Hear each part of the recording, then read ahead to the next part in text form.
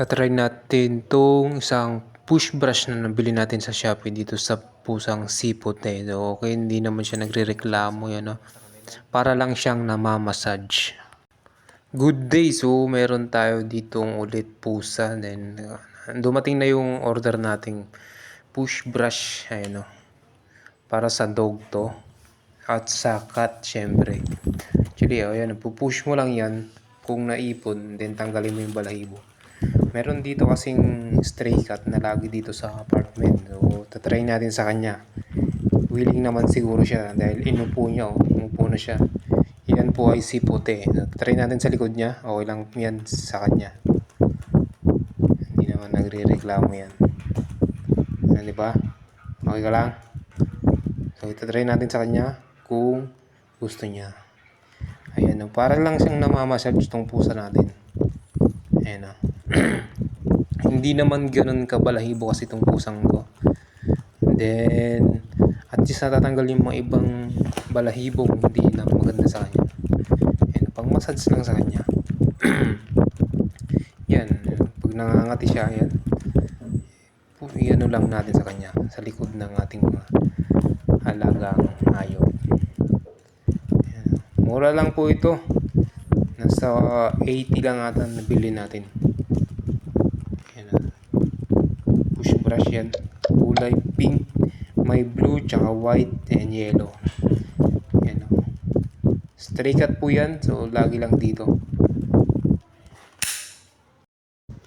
Yan o. Gustong gusto nyo naman, hindi naman siya nagre-reklamo. Siguro pakiramdam niya namamassage siya dahil yung mga sa dulo nito nakakakiliti sa kanila. Yan o. Ayan o. Diba?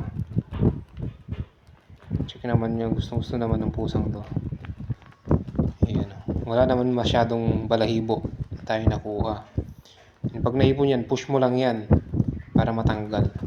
Perfecto sa mga mga balahibong pusa. Ito, hindi masyadong mga balahibo manipis lang yung balahibo niya. Then medyo payat siya. And meron din ditong isang pusa, si Putol. Ayan, na-try din natin sa likod niya kung gusto niya. Ito maamo kasi ito Same din lang sila ng balahibo ni Puti. Ayan, sa ulo mo. Ayan. Ito may balahibo lang. Ay, maitim lang yung ulo niya. Hindi siya yung may puro. Ayan. Same lang. Para silang ding namamassage. Ito na, sumisingit pa tong isa. Gusto niya pa ata ng... Kasi siya lang gusto. Parang gusto niya lang. Siya lang ata Oh, diba? O, ikaw lang ba? Ayan, so try natin yan pang massage sa kanya. Kahit ilang minuto natin i-massage sa kanila para ma-relax ang mga pusa natin. Ayan o. Yung dating sugat niya pero gumaling na. Ginamot po natin. Ito si Putol. Relax lang siya Yan, sa ulo mo. Then meron din ditong si isa. Yung isa. Gusto niya talaga siya lang mag-massage Meron din na isang dito, yung mas maliit, si Puti, ay si Pulot.